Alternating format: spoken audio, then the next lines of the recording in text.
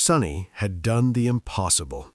Shackled, half-starved, and armed with nothing but a length of chain, he had pushed a heavy wagon off a mountain cliff and taken the tyrant Mountain King with it. The creature fell into the abyss with an iron noose around its neck. The larvae were dead, the caravan was destroyed, and of the dozens of souls who had begun that journey up the mountain, only 4 remained. Sonny, a noble young soldier he had quietly named Hero, a calculating older slave he called Scholar, and a desperate, shifty man he simply called Shifty. The night was cold, the mountain was not done with them, and the nightmare was far from over. Sonny was still pushing. His shoulder hit the wood again and again, everything left in him going into that one stubborn act. 4 oxen used to pull this wagon. Now it was 3 battered slaves doing the job, and the tyrant was moving faster. Mountain King had reached up to tear the chain from its neck, but those enormous bone claws were built for flesh, not for precise work. They scraped and fumbled against the iron, buying precious seconds. The rear wheels finally slid off the road and hung over the dark, bottomless drop. The creature turned, 5 milky eyes staring at the 3 of them without expression. The wagon lurched, throwing Shifty and Scholar off their feet, and then balanced there, perfectly still, teetering on its middle axis. Sonny was the only one still standing. He cast one last look at the towering monster, then he drove his shoulder into the front of the wagon with everything he had. It went over. The underside scraped against the jagged rocks with a deafening screech. Sonny pitched forward and caught himself on his knees, barely keeping from going over with it. He turned his head toward the tyrant and let a slow, wicked smile spread across his face. Mountain King lunged and then stopped. The chain around its neck snapped taut. The creature was yanked backward with tremendous force, lifted off its feet like a rag doll, and swallowed by the darkness below. It made no sound on the way down, as though it refused to acknowledge what had just happened. "Go and die, bastard!" Sonny took one long, ragged breath and dropped to the ground. Is this it? Did I pass the trial? He lay on the cold stones, staring up at the sky, and waited for that voice to announce his victory. Instead, wave after wave of pain came crashing in, everything his body had been quietly holding back now arriving all at once. His back, slashed by a whip and pierced by bone spikes, burned with a deep, relentless agony. The cold closed back in around him. He hadn't passed anything yet. A figure appeared above him. Hero, calm and composed as ever, scratches on his armor, but otherwise fine. He extended a hand. "Stand up, you'll freeze." Sonny ignored the hand and got up on his own. Around them, the stone platform was a scene of complete carnage. Bodies everywhere, maimed, torn, barely recognizable. Larvae carcasses scattered between them. The bonfire still burned, shadows dancing across the wreckage without care. Of the entire slave caravan, only the 4 of them remained. Shifty and Scholar were already on their feet, watching Hero with wary eyes. Slave and soldier, the old dynamic hadn't disappeared just because the monster had. Hero noticed their looks and sighed. "Come to the fire. We need warmth and we need a plan." They gathered around the bonfire in silence. Hero sat across from the 2 slaves. Sonny chose a spot apart from everyone, not out of distrust toward any one of them in particular, but simply because that was the shape of who he was. It was Hero who finally broke the silence. "Once the sun rises, we gather what we can and go back down the mountain." Shifty's eyes sharpened with defiance. "Back down so they can put us in chains again? We can go our separate ways once we leave the mountains. Until then, I'm responsible for your lives. Without the supplies that were on the wagon, crossing the pass is too dangerous. Going down is the only practical choice." Scholar opened his mouth, considered something, and let it go.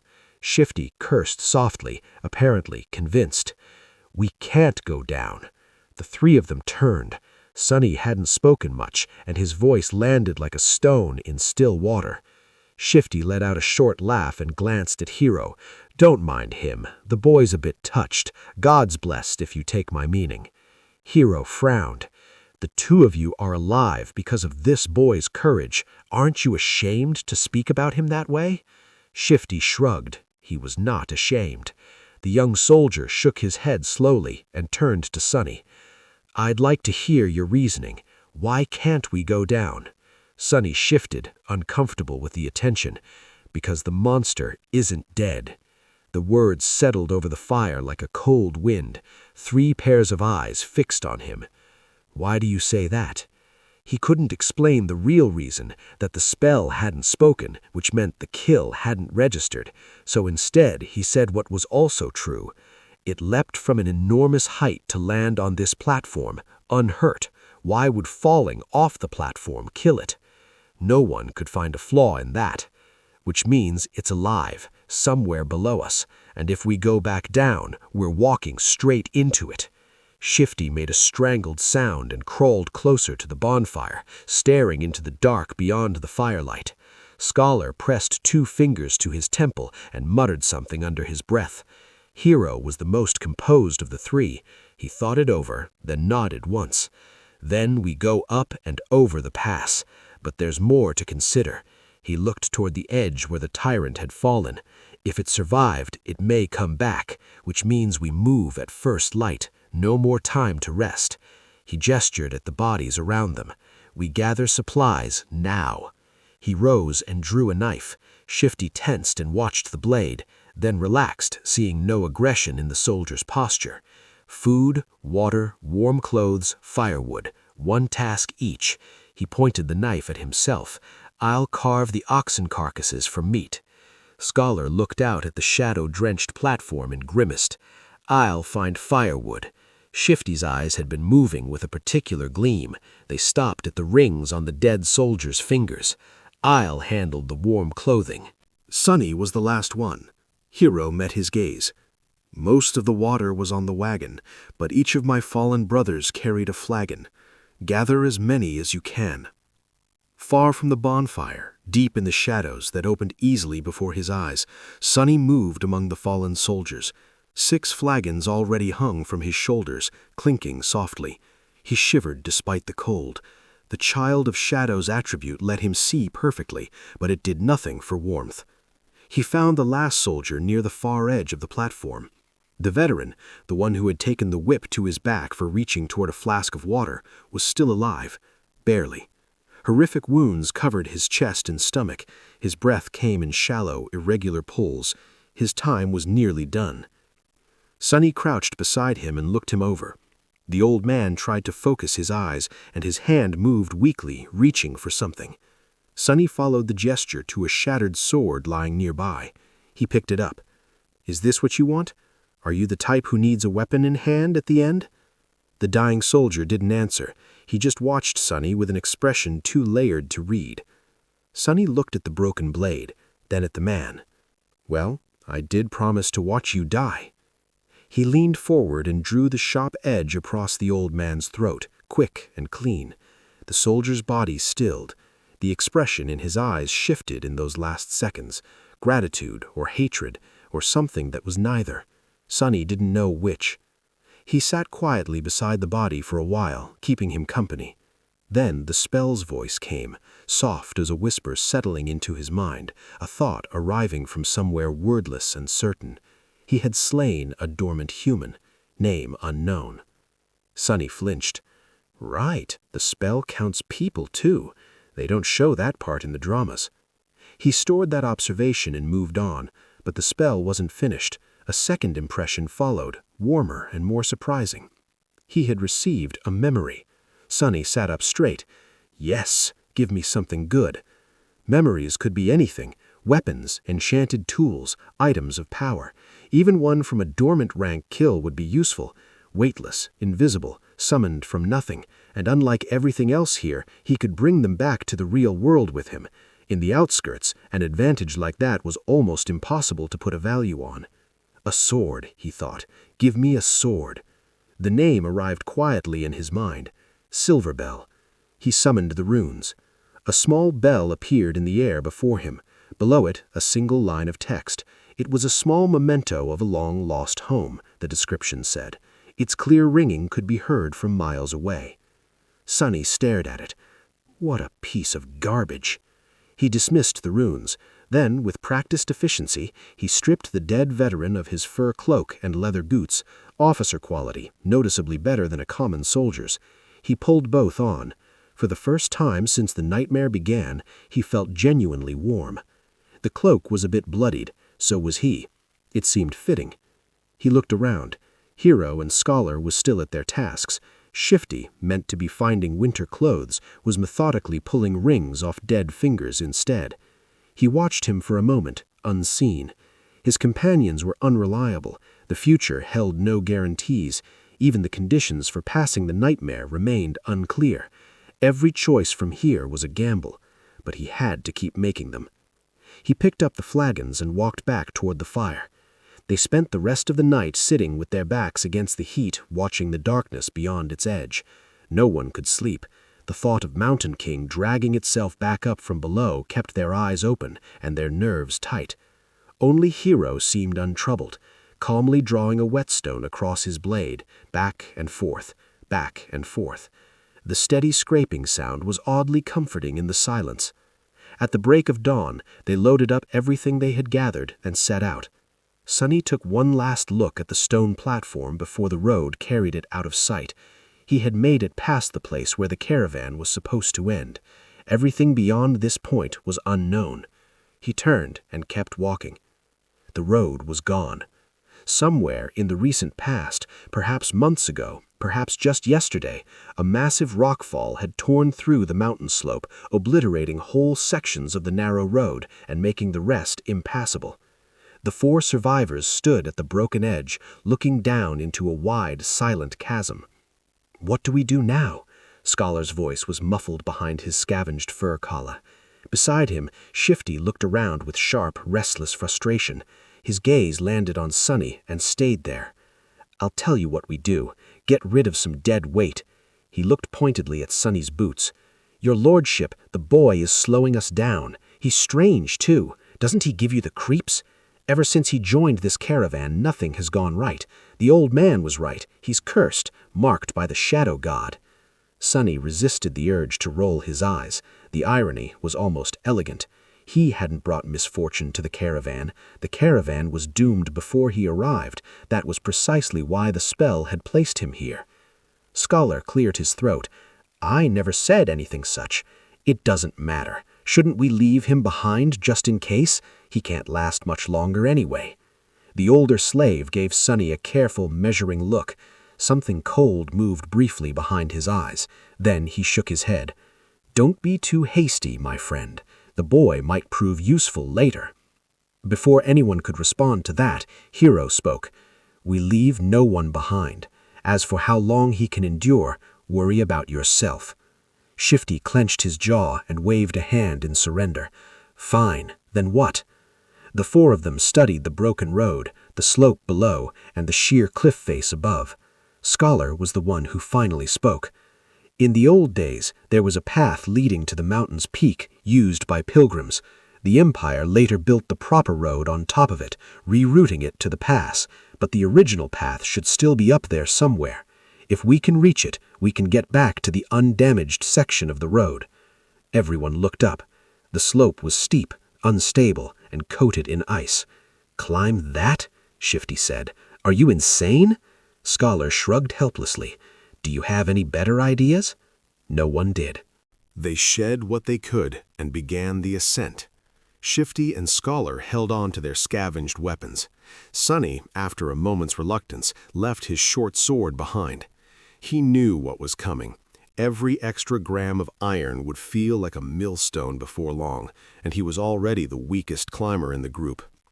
Shedding the weight was the right call. Walking up the road with supplies had already been hard. Climbing the mountain itself was a different kind of suffering entirely. Within half an hour, his muscles had turned to something soft and useless, his lungs burning with each breath, his footing demanding constant, exhausting attention. One slip on this icy rock and there was nothing to catch him. He kept moving. He tried to think of something pleasant to distract himself and found nothing, so he thought about the reward instead. The first nightmare's boon was the most consequential gift the spell gave to a new awakened. It set the trajectory for everything that followed. The first benefit was the ability to perceive and interact with soul cores, the source of all real power in the dream realm. The stronger your core, the greater your potential.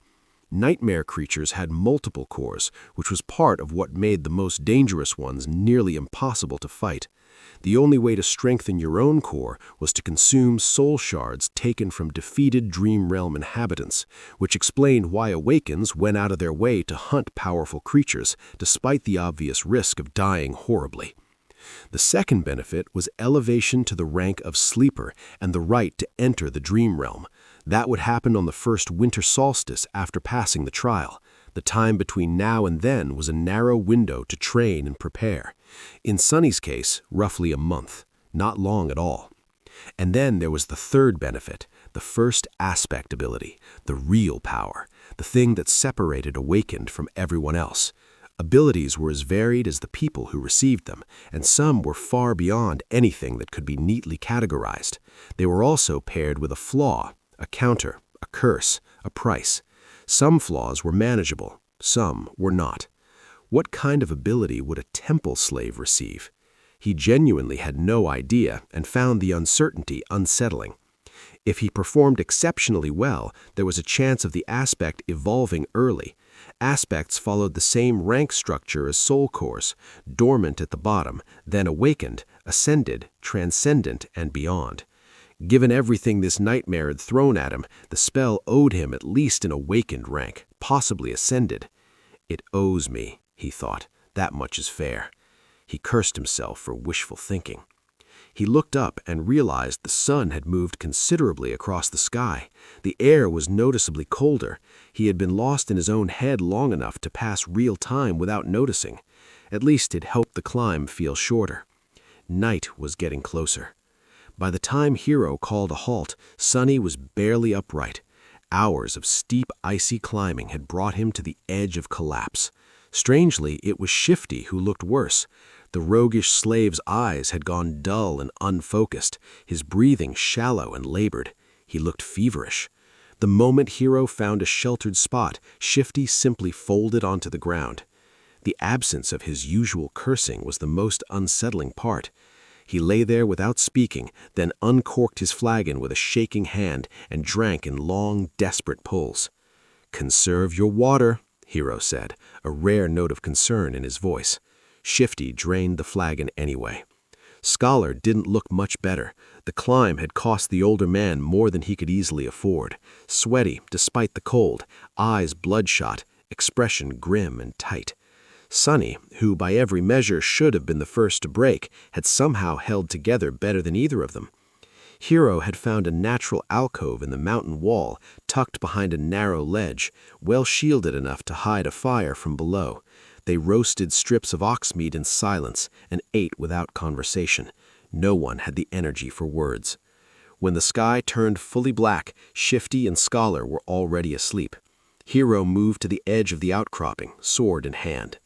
"Try to rest. I'll take first watch." Sunny lay down near the fire and was gone almost instantly, slipping into a darkness that felt no different from the one outside. It felt like only a second before a hand shook him awake. Hero was crouching over him, speaking quietly. "The other two don't look well. Let them sleep longer. Keep the fire going and wake me when the sun starts to rise, or if the beast appears." Sunny sat up without a word and changed places with him. Hero added 2 logs to the fire and was asleep within moments. The mountain at night was a still, black, enormous thing. The crescent moon gave barely enough light to suggest shapes, but Sunny's eyes cut through the darkness without effort, reading the slope below with the same ease as baylight. He traced the road back to the stone platform. The tiny shapes scattered across it were the dead. He was watching them in silence when something moved at the far edge of the cliff. A dark figure hauled itself up from below, slow and deliberate, and settled onto the platform. It remained motionless for a moment. Then it moved forward, and each time one of its claws touched a body, it lifted it and brought it to its mouth. The wind carried the sound of crunching bones up the slope. Sonny flinched and accidentally knocked a small rock from the ledge. It hit the slope and rolled, triggering a few more. The sound was small, but in the absolute silence of the mountain night, it rang like a struck bell. Far below, mountain kings stopped. It turned its head and looked directly at him. Sonny went completely still. He stopped breathing. For several long, terrible seconds, the creature stared up at exactly the spot where he sat and did nothing. Then it turned away and went back to its meal. Sonny breathed again, slowly. It's blind. He turned that over carefully. It fit everything. Those milky, expressionless eyes that never moved, the way that it had only reacted to the wagon when it began scraping loudly over the rocks. It didn't see. It heard. It hunted by sound, perhaps by smell. By the time Sonny woke the others at dawn, the conclusion had settled firmly in his mind. What troubled him was what it meant for their chances. Shifty and Scholar looked worse than the night before. Hero's hope that rest would help them had not been borne out. Scholar was pale and breathing with effort. Shifty was barely tracking. His eyes wandered. His speech came in fragments. He insisted he was fine while being plainly incapable of standing straight. Hero redistributed the loads without asking, taking most of Shifty's share onto his own back, then passing some to Sonny. Did anything happen? Sonny looked at him for a moment. The monster ate the dead. Hero's frown deepened. How do you know? I heard it. Hero moved to the ledge and looked down. He was silent for a long moment. When he turned back, something had shifted in his expression, the first trace of real uncertainty Sonny had seen in him. Then we move faster. If it's finished down there, it will come for us next. We need that old path before nightfall. They set out again. The sun climbed with them, slow and pale. The wind hit harder at this altitude, unpredictable and sharp enough to knock a person sideways without warning. The air had grown noticeably thin. Sonny's head swam. His lungs pulled at each breath and came up short, leaving him dizzy and faintly sick. No one spoke. There was no energy left for it. Shifty was falling behind. Sonny noticed it gradually, the widening gap between the rest of them and the roguish slave, the increasing unsteadiness of each step. Altitude sickness didn't care how tough a person was or how badly they wanted to survive. It was indifferent to effort, to will, to history. It worked on you and waited. Then a scream. Sonny turned. He had just enough time to see the panic on Shifty's face before the man's foot slipped on an ice-covered rock. He went backward, hit the ground hard, and rolled. His hands grabbed at nothing. His body picked up speed. There was nothing to be done. They stood frozen on the slope and watched. The rolling slowed by degrees, the shape of a person becoming less and less recognizable until Shifty came to rest against a large protruding stone far below, a crumpled heap of silence against the gray and white. He was gone. The three survivors stood without speaking. No one had words ready for this. It wasn't entirely a surprise, which somehow made it harder to sit with. Seeing it happen, seeing what Shifty now looked like, and knowing that the same slope was still beneath all of their feet, settled something cold and heavy in the chest. Scholar broke the silence after a long moment. It's a good thing you took most of the supplies he was carrying. Sonny glanced at him. Cold, but not wrong. Something flickered across the older slave's face, a brief unmasking, quickly corrected. He lowered his eyes and added a suitably grave tone. May you rest in peace, my friend. Sonny watched him. From the beginning, Scholar's warmth had struck him as performance. Every child from the outskirts learned early that the most dangerous people were the ones who were kind for no apparent reason, fools or predators, and Scholar was no fool. The caution Sonny had felt from their first conversation had not gone away. We have to go. Hero's voice was steady, but something behind it was not. Scholar turned from the edge. Sonny looked down at the bloodied rocks a moment longer, then followed. Why do I feel guilty? He got what was coming to him. The feeling didn't answer. He pushed it aside and kept climbing. The altitude became harder with every hour. The wind was strong enough now to threaten our balance on exposed sections. The air delivered less than it promised with each breath, leaving all three of us dizzy and slow. Sonny felt feverish and freezing, the sensations layered over each other without resolution. This mountain was not a place for people. They climbed anyway. At some point, doubt began to creep in. Maybe the path didn't exist anymore. Maybe Scholar had remembered it wrong, or the years had erased it. Maybe they had already passed it without seeing it. And then they found it.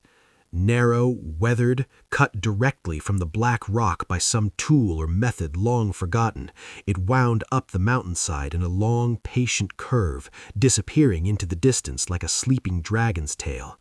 Parts of it lay buried under snow, but it was flat and it was solid. Sonny had never been so relieved to see flat ground in his life. Scholar dropped his pack and sat down.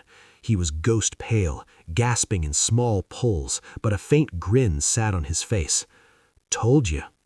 Hero gave him a nod, then, a beat later, "Stand up, we're not resting yet." Scholar looked up with exhausted, pleading eyes. "Just a few minutes."